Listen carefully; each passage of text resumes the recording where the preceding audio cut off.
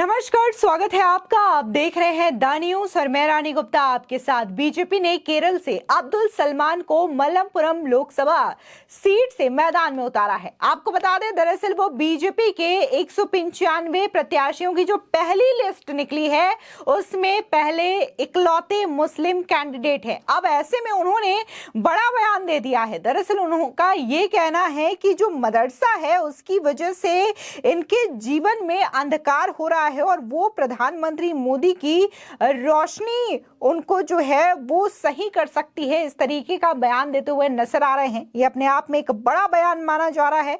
आपको बता दें, दरअसल जिस तरीके से उनका बयान आया है, जहां पर वो ये कह रहे हैं कि मदरसों की वजह से मुस्लिम अंधेरे में हैं और उन्हें पीएम मोदी की उजाले की आवश्यकता है। इतना ही नहीं, उनका ये भी कहना है कि केरल के जो मुस्लिम हैं वो एक अलग ही दौर में जी रहे हैं। आपको बता दें, दरअसल अब्दुल सलाम जो है वो कालीकट यूनिवर्सिटी के वीसी यानी कि वाइस चांसलर रहे हैं।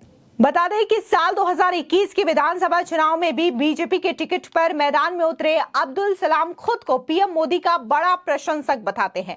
अब्दुल सलाम ने कहा है कि पीएम मोदी ने देश के अल्पसंख्यकों के लिए जितना काम किया है उतना किसी ने भी नहीं किया है। अब्दुल सलाम ने मुसलमानों को भारत में सऊदी अरब से भी ज्यादा सुरक्षित बताया है। दरअसल अब्दुल सलाम ने केरल में मुस्लिमों के दिमाग में अंधेरे भरे होने की बात कही है और कहा है कि उनका लक्ष्य रहेगा कि वो मुस्लिमों के मन में पीएम मोदी के प्रति भरी नकारात्मकता को दूर करें। दरअसल आपको बता दें कि बीजेपी ने पहली लिस्ट में 16 राज्यों की 195 सीटों पर अपने उम्मीदवारों के नामों का अनाउंसमेंट किया है। पहली लिस्ट में अब्दुल सलाम का भी नाम शामिल है। अब्दुल सलाम लिस्ट में इकलौते मुस्लिम कैंडिडेट है। दरअसल पार्टी ने उन्हें केरल की मलप्पुरम सीट से मैदान में उतारा है। बता दें कि न्यूज 18 से बातचीत में मलप्पुरम से बीजेपी उम्मीदवार अब्दुल सलाम ने कहा कि मेरा पहला टास्क है कि मैं मुस्लिम अल्पसंख्यकों के लिए अंधेरे दिमाग में पीएम मोदी की रोशनी की चमक लाऊं। अब्दुल सलाम ने कहा कि केरल में मुस्लिम अलग ही दौर में जी रहे हैं। उन्हें मदरसों से दिशा मिलती है जिनका नेटवर्क बहुत सख्त है। मैं पीएम मोदी के विकास की रोशनी इनकी जिंदगी में भर दूं। मैं बताऊंगा उन्हें कि आप अंधेरे में रह रहे हैं जो वास्तव में नहीं है, बल्कि ऐसा माहौल आपके आसपास बनाया गया है ताकि आप भ्रम में बने रहें। हकीकत यह है कि पीएम मोदी ने काफी समय और पैसा देश के मुसलमानों और ईसाइयों के विकास में लगा दिया है। अब्दुल सलाम ने कहा कि भारत में अल्पसंख्यक सबसे ज्यादा सुरक्षित है किसी भी देश की तुलना में। उन्होंने कहा कि भारत में मुसलमानों को दुनिया के किसी भी देश से ज्यादा आजादी है। यहाँ के मुसलमानों को सऊदी अरब के मुसलमानों से ज्यादा आजादी मिली है। यहाँ के अल्पसंख्यक अपनी बात रख सकते हैं, अपने धर्म का विस्तार कर सकते हैं, लोकतांत्रिक आजादी को जी सकते हैं। उन्होंने कहा कि विपक्षी इंडिया अलायंस सिर्फ और सिर्फ प्रोपेगेंडा फैलाता है। साथ ही अब्दुल सलाम ने कहा कि इंडिया अलायंस की पब्लिक मनी की लूट रुक चुकी है क्योंकि वो 10 साल से सत्ता में नहीं है। ऐसे में वो बीजेपी और मुसलमानों के बीच कांग्रेस प्रोपेगेंडा फैला रही है। बता दें, दरअसल अब्दुल सलाम कालीकट यूनिवर्सिटी के वाइस चांसलर रहे हैं। अब्दुल सलाम देश के सबसे ज्यादा पढ़े लिखे नेताओं में से एक हैं।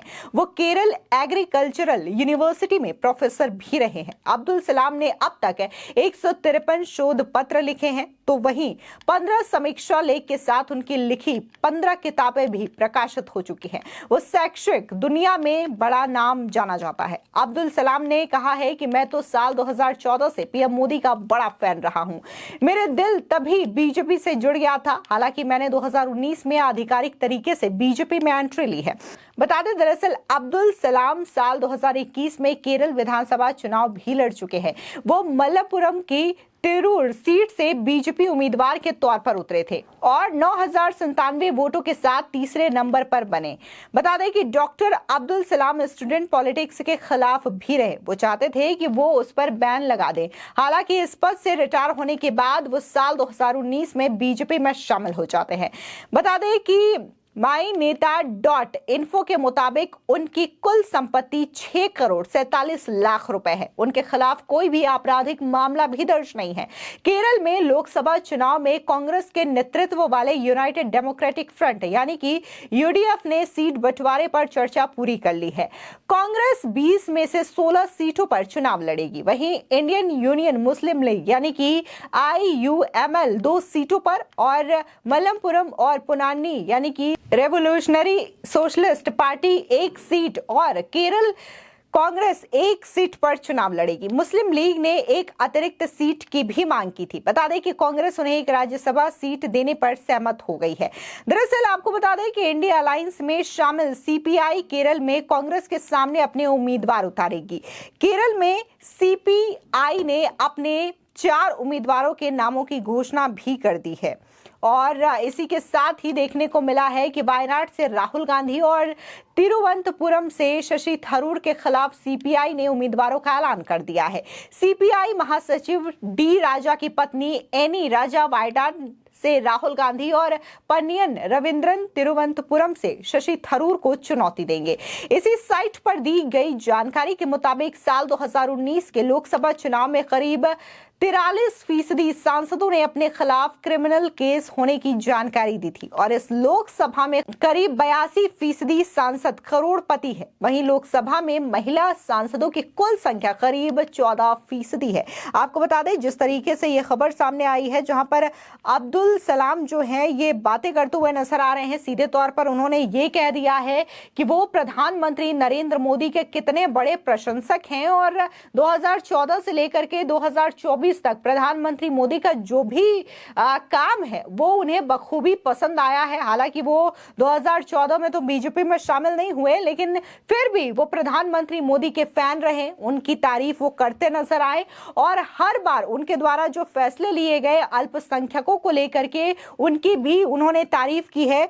और आपको बता दें कि उनका कहना है कि उन्होंने हालांकि साल 2019 में बीजेपी में एंट्री ली है और विधानसभा चुनाव लड़ा है और अब लोकसभा चुनाव लड़ने के लिए वो पूरी तरीके से तैयार है। हालांकि आपको बता दें कि हमेशा से इंडिया अलायंस और विपक्षी दल जो है वो बीजेपी पर इस बात को लेकर के कटाक्ष करती रही है कि बीजेपी जो है ज्यादा मुस्लिम कैंडिडेट्स को मैदान में नहीं उतारती, उन्हें टिकट नहीं देती। लेकिन 195 प्रत्याशियों की जो पहली लिस्ट बीजेपी ने निकाली है, यहां पर बकायदा बीजेपी ने मुस्लिम कैंडिडेट को उतारा है और ऐसी सीट से उतारा है जहां पर काफी ज्यादा इंडिया अलायंस जो है वो आपस में ही उलझी हुई है। जहां पर CPI जो है वो इंडिया अलायंस का हिस्सा है, इसके बावजूद भी उन्होंने उस सीट से अपना एक उम्मीदवार उतारा है।